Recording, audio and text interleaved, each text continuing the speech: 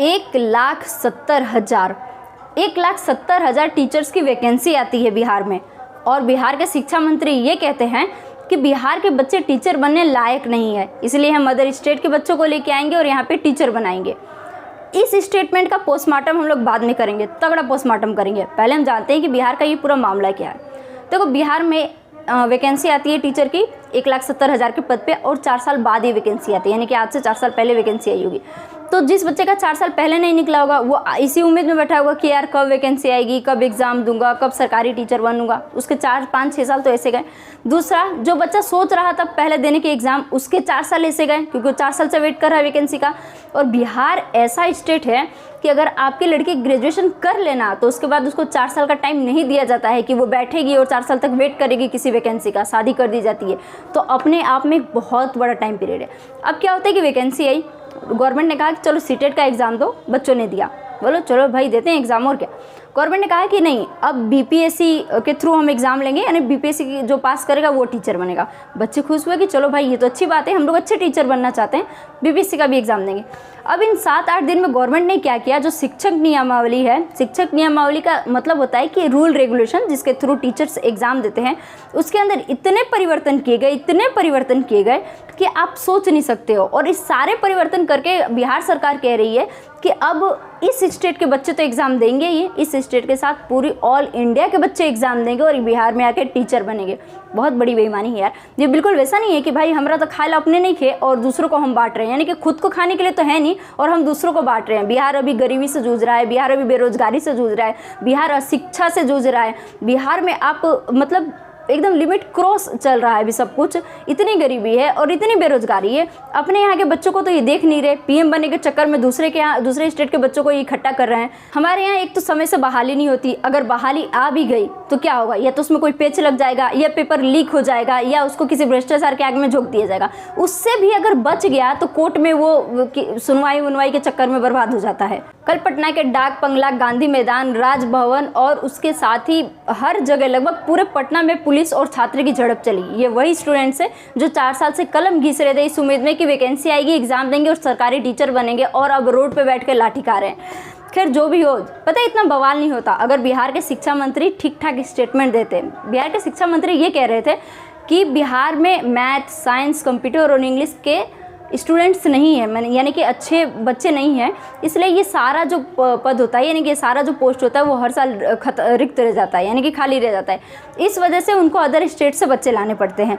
आपको आज तक यही नहीं पता कि बिहार में कितने % बच्चे साइंस से पढ़ते हैं, और जो बच्चे साइंस से पढ़ते हैं वो साइंस पढ़ने के बाद करते क्या हैं जानते हो? इतना बवाल नहीं होता अगर बिहार के शिक्षा मंत्री ऐसा उल जुलूल स्टेटमेंट नहीं देते। बिहार के शिक्षा मंत्री का कहना है कि बिहार में बच्चे इस लायक नहीं हैं कि वो साइंस, कंप्यूटर या मैथ या इन सारे के टीचर बन पाए, इसलिए उनको अदर स्टेट से बच्चों को इनवाइट करना पड़ रहा है।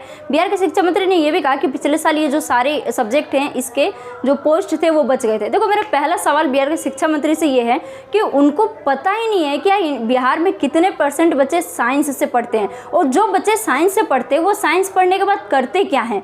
नीट, IIT, UPSC, आप हर जगह जाके देखो बिहार के बच्चों की धूम मची है। वो छोड़ो, IIT, दिल्ली, IIM, कोटा या कहीं भी किसी भी फील्ड में आप जाके देखो, आपको सारे टॉप टीचर बिहार के मिलेंगे।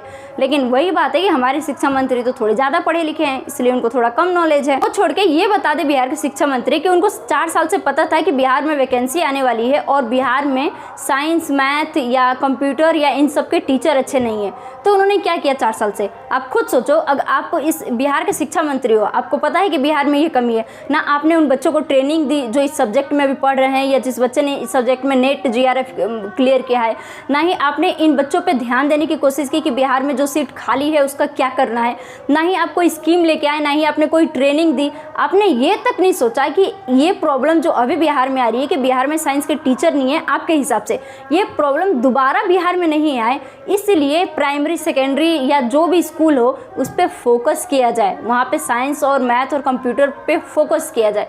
बिहार के शिक्षा मंत्री सोचते थोड़ी ना है, बिहार में मंत्रियों का क्या काम है वो आपको भी पता है। बस मीटिंग ज्वाइन करना है, बात खत्म, और ऐसे उल जुलूल स्टेटमेंट देना है, बच्चों को गुस्सा दिलाना है। खुद सोचो, अदर स्टेट कभी ये नहीं बोलेगा कि बिहार गरीब है या बिहार में बेरोजगारी है या बिहार के बच्चे बहुत टैलेंटेड है तो हम उनको इन्वाइट करके अपने यहाँ काम दे, कोई स्टेट नहीं सोचेगा। लेकिन नीतीश कुमार को पीएम बनना है, सीएम बनना है या जो भी बनना है, उनको अपने पीएम के लालच में पूरे इंडिया के बच्चों को इन्वाइट कर रहे हैं बिहार में, ताकि बच्चे उनको जाने और उनकी थोड़ी सी लोकप्रियता और बढ़ जाए। हमें बीपीएससी, बीएड या सीसेट या किसी भी एग्जाम से प्रॉब्लम नहीं है, हमें प्रॉब्लम इस बात से है कि बिहार में जब इतनी बेरोजगारी है तो हम लोगों को नौकरियां क्यों बांट रहे हैं।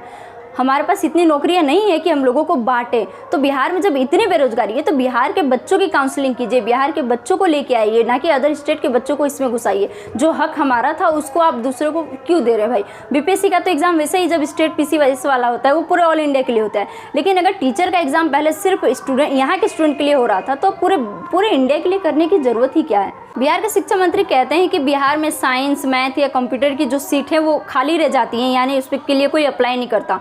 उनको सोचना चाहिए कि ये सीट खाली क्यों रह जाती है। आप खुद सोचो, बिहार में जो इंग्लिश, साइंस या कंप्यूटर के जो अच्छे टीचर हैं, अच्छे स्टूडेंट हैं, वो बिहार के जो एजुकेशन का पे स्किल है, यानी कि जो बिहार गवर्नमेंट पैसा देती है टीचर को, उससे कहीं ज़्यादा किसी प्राइवेट कोचिंग में काम करके या खुद से ट्यूशन पढ़ा के या खुद से अपना कोई स्टार्टअप करके कमाते हैं। बिहार की गवर्नमेंट कितना देती है? एक 1 से 5 क्लास तक को 20,000 देगी, फिर 25,000, लास्ट 30,000 तक का पे स्केल देती है। बहुत कम लगता है। अदर स्टेट को जाके देखो, वहाँ पे गवर्नमेंट कितना पे करी है टीचर पे।